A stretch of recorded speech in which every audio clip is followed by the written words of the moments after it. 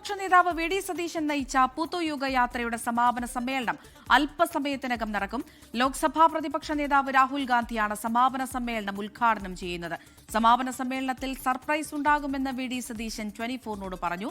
പുതുയുഗ യാത്ര ജനമേറ്റെടുത്തു. UDF കേരളത്തെ പുനർനിർമ്മിക്കുമെന്നും V D Satheesan പറഞ്ഞു.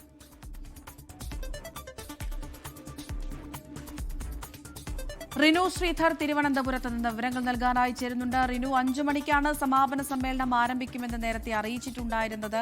ഒരുക്കങ്ങളും ക്രമീകരണങ്ങളും ഒക്കെ എവിടെ എത്തി നിൽക്കുന്നു?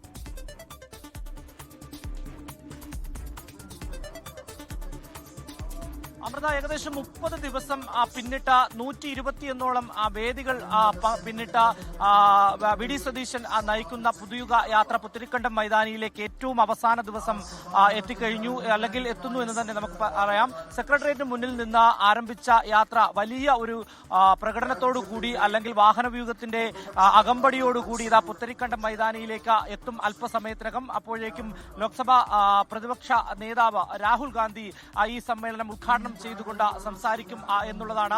ഇന്നലെ നമ്മളോട് തന്നെ പ്രതിപക്ഷ നേതാവ് വി ഡി സതീശൻ പറഞ്ഞത് വിസ്മയങ്ങൾ ഉണ്ടാകും എന്നുള്ളതാണ്. അതായത് പുത്തരിക്കണ്ടത്തെ ഈ മൈതാനത്ത് വിസ്മയങ്ങൾ ഉണ്ടാകും എന്നുള്ളതാണ്.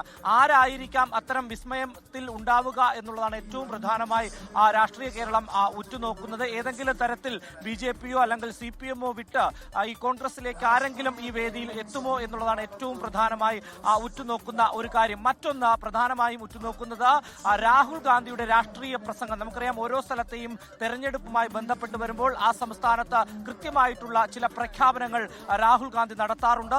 അത്തരത്തിലുള്ള ഒരു പ്രഖ്യാപനം ഇവിടെ ഉണ്ടാകുമോ, പുത്തരിക്കണ്ടത്തുണ്ടാകുമോ എന്നുള്ളതാണ് ഏറ്റവും പ്രധാനമായി നോക്കുന്നത്. എന്തായാലും വലിയ ഒരു നിര, പ്രവർത്തകരുടെ നിര ഈ പുത്തരിക്കണ്ടത്തേക്ക് ഒഴുകിയെത്തിക്കൊണ്ടിരിക്കുകയാണ്. ഏകദേശം 10,000-ത്തിലധികം ആളുകൾക്ക് ഇരിക്കുവാൻ വേണ്ടിയിട്ടുള്ള ഇരിപ്പിടം സജ്ജീകരിച്ചിട്ടുണ്ട്.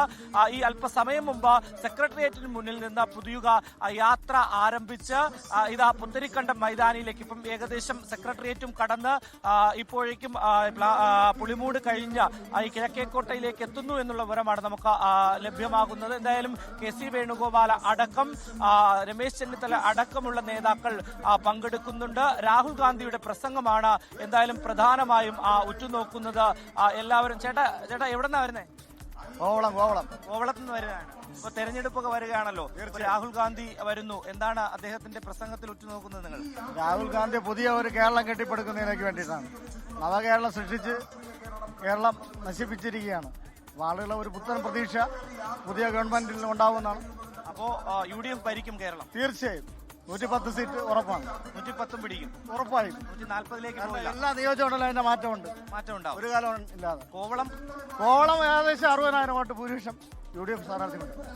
ലോകത്തെവിടെയായാലും ഏത് സമയത്തും 24 വാർത്തകളും ഓഗ്മെന്റഡ് റിയാലിറ്റി പാക്കേജുകളും എക്സ്പ്ലെയിനറുകളും വിശദമായി കാണാൻ ഞങ്ങളുടെ YouTube ചാനൽ നിങ്ങൾക്ക് സബ്സ്ക്രൈബ് ചെയ്യാം.